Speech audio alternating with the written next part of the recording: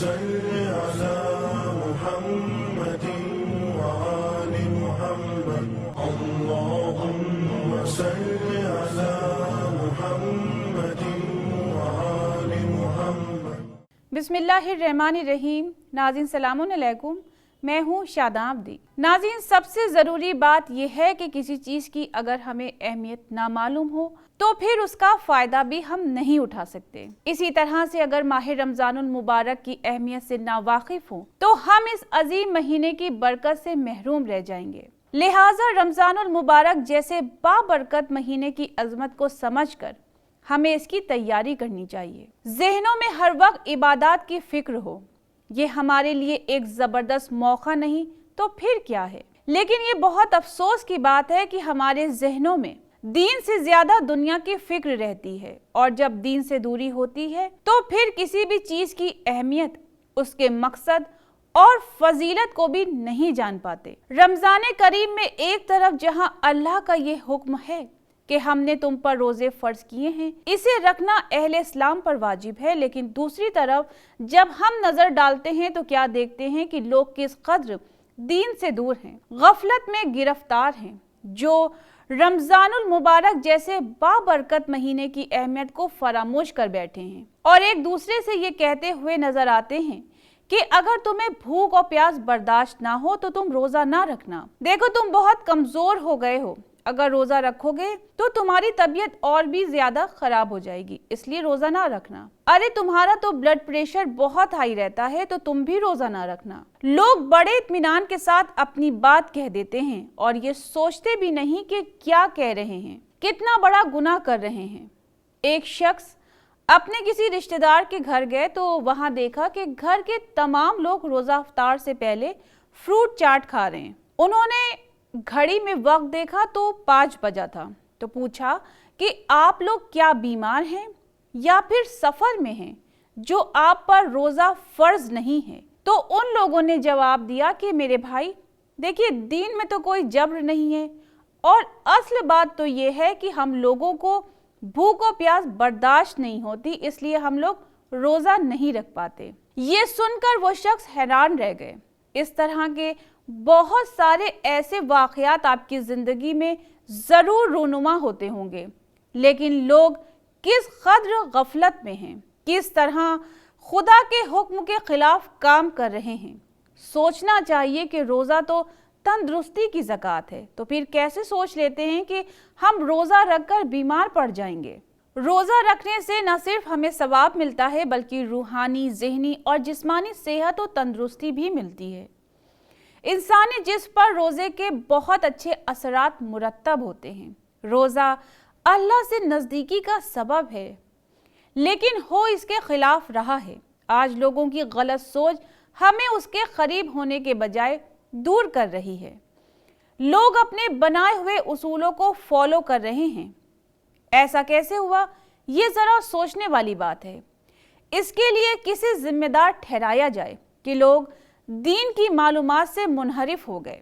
इसका जिम्मेदार गरीब और बेरोजगार लोग, जिसकी वजह से लोग अपने मासूम बच्चों का पेट पालने के लिए दिनों रात मेहनत और मजदूरी करते रहे और दीन के मामले में गहरी मालूमात से गाफिल हो गए।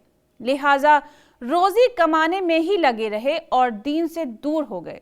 लेकिन देखा जाए तो पहले के वक्त में और अब के वक्त में काफ़ी तब्दीली आ चुकी है। आज के दौर के लोगों के पास बेहद आसानियां हैं, लेकिन इसके बावजूद लोग दीन की तरफ तवज्जो नहीं देते और फिजूल कामों में खुद को मसरूफ रखते हैं।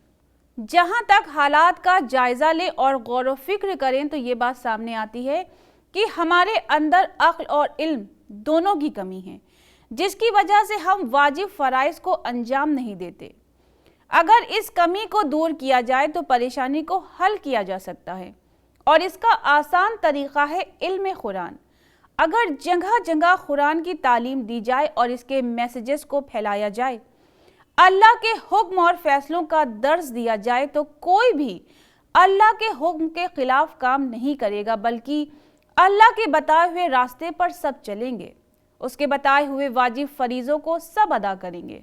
जब तक हम लोगों को किसी अच्छी और बुरी बात का इल्म नहीं होता, جب یہی نہیں معلوم ہوتا کہ اس کو کرنے کے کتنے فائدے ہیں اور اس کو کرنے کے کتنے نقصان، تو ہم ویسے ہی کرتے رہتے ہیں۔ اور جب اچھی بری بات اور صحیح غلط کے بارے میں معلوم ہو جاتا ہے تو ہم احتیاط برتنے لگتے ہیں۔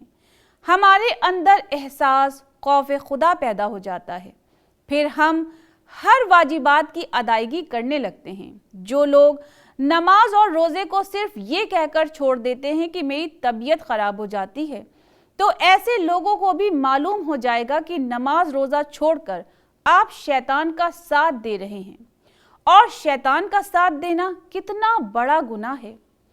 سورہ مائدہ کی آیت نمبر 91 میں ارشاد خداوندی ہو رہا ہے، شیطان تو بس یہی چاہتا ہے کہ تمہیں خدا کی یاد اور نماز سے باز رکھے، تو کیا تم اس سے باز آنے والے ہو؟ اس لیے بہت ضروری ہے کہ ہم دین کے قریب آئیں۔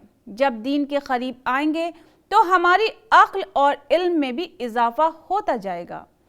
اپنے معاشرے کو اگر ہمیں بدلنا ہے، لوگوں کی سوچ میں اگر تبدیلیاں لانی ہیں، تو اس کا واحد ذریعہ صرف اور صرف قرآنی علم ہے، کیونکہ جب علم ہوگا تو لوگ ضرور سوچیں گے کہ اگر ایک روزہ چھوڑنے پر 1+60 یعنی 61 ایک قضا اور 60 کفارے کا، اور ان 60 روزوں میں 31 یعنی 31 روزے پے در پے یعنی بغیر فاصلے کے رکھنا ہے، لہٰذا کتنا بہتر ہے کہ اگر ہم اللہ کی اس بات کو مان لیں اور ماہ رمضان المبارک کے 300 روزے رکھ لیں، شاید کہ ہم متقی اور پرہیزگاروں میں شامل ہو جائیں۔ دیکھیے، جب آپ کو خود ہر بات کی معلومات ہوگی کہ کیا کرنا صحیح ہے اور کیا کرنا غلط، تو آپ خود ہی اپنا اچھا برا سوچ سمجھ سکتے ہیں۔ مثال کے طور پر، جب آپ کو خود ہر چیز کا علم ہوگا تو اگر آپ کی ذرا سی طبیعت خراب ہو جانے پر کسی ہمدرد نے آپ سے آ کر کہا کہ دیکھو تمہاری طبیعت ٹھیک نہیں لگ رہی، تو تم روزہ نہ رکھنا، تو آپ اسے بتا سکتے ہیں کہ رمضان المبارک جیسے عظیم مہینے میں بغیر کسی وجہ سے روزہ نہ رکھنے کا کتنا نقصان ہے۔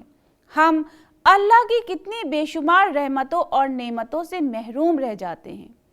جب ہم اس مہینے کے روزے نہیں رکھیں گے تو پھر ہم کیسے اس کے محبوب بندے بنیں گے؟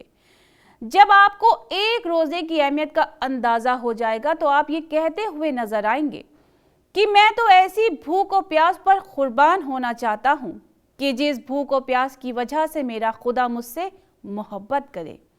اور جب اللہ کی خوشنودی کے لیے ہم ماہ صیام کے روزے رکھتے ہیں تو ہمارے اندر حلال اور حرام کی تمیز آ جاتی ہے۔ دین و شریعت اور دنیاوی فضول کاموں میں ہم فرق کرنے لگتے ہیں، دنیا پر آخرت کو ترجیح دینے لگتے ہیں، دھوکے بازی، جھوٹ، مکاری، غیبت یعنی تمام بری باتوں سے احتیاط برتنے لگتے ہیں۔ لہٰذا ہماری ذمہ داری ہے کہ ہم اپنی تمام کوتاہیوں کو دور کر کے پروردگار عالم کی خوشی کا ہر وقت خیال رکھ کر نیک کام انجام دیں، وہ بولیں جو خدا کو پسند ہو، اور ان تمام کاموں سے اپنے آپ کو بچائیں جسے خدا ناپسند فرماتا ہے۔ ناظرین، تو یہ تھا ہمارا آج کا ایپیسوڈ۔ انشاءاللہ ماہ رمضان المبارک کے سلسلے سے ہماری گفتگو آگے بھی جاری رہے گی۔ تب تک کے لیے ہمیں اجازت دیجیے۔ خدا حافظ۔